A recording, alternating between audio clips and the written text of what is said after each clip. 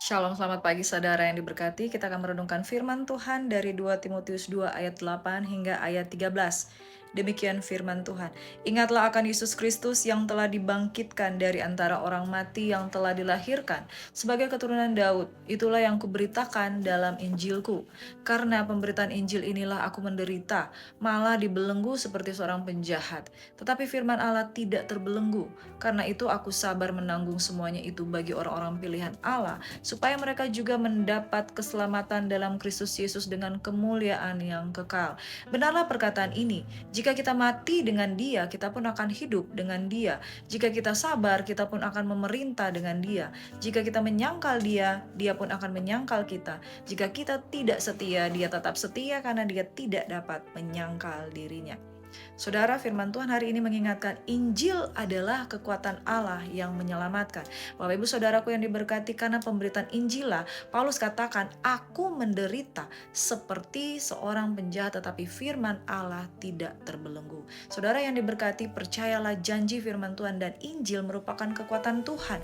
Karena itu, Paulus katakan, aku sabar menanggung semuanya itu bagi orang-orang pilihan Allah, supaya mereka juga mendapat keselamatan dalam Kristus Yesus dalam kemuliaan yang kekal. Kepada kita dikaruniakan bukan sekedar untuk percaya, melainkan menderita di dalam Kristus. Jadi saudara yang diberkati, kalau hari ini saudara mengalami penderitaan, bersyukur kepada Tuhan bahwa mungkin bukan penderitaan badani seperti yang dialami Yesus sampai mencucurkan air mata, sampai mencucurkan darah, sampai mencucurkan peluh dan kemudian luka-luka bilur-bilurnya, tetapi di dalam penderitaan kita melawan dosa.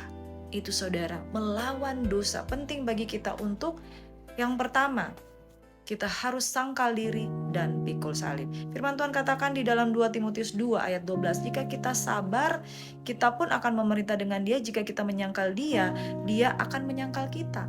Dalam pergumulan melawan dosa, saudara harus sabar, sangkal diri, dan pikul salib.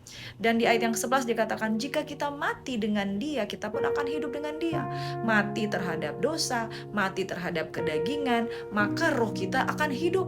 Roh kita akan memuliakan Tuhan. Yang ketiga, jika kita tidak setia, luar biasa, Dia tetap setia karena Dia tidak dapat menyangkal dirinya. Itu sebabnya saudara, sabar di dalam sangkal diri, pikul salib, sabar dalam mati terhadap dosa dan hidup bagi Kristus, dan tetaplah setia. Tuhan tahu kadangkala kita tidak setia, tapi Dia tetap menunggu, Dia tetap setia.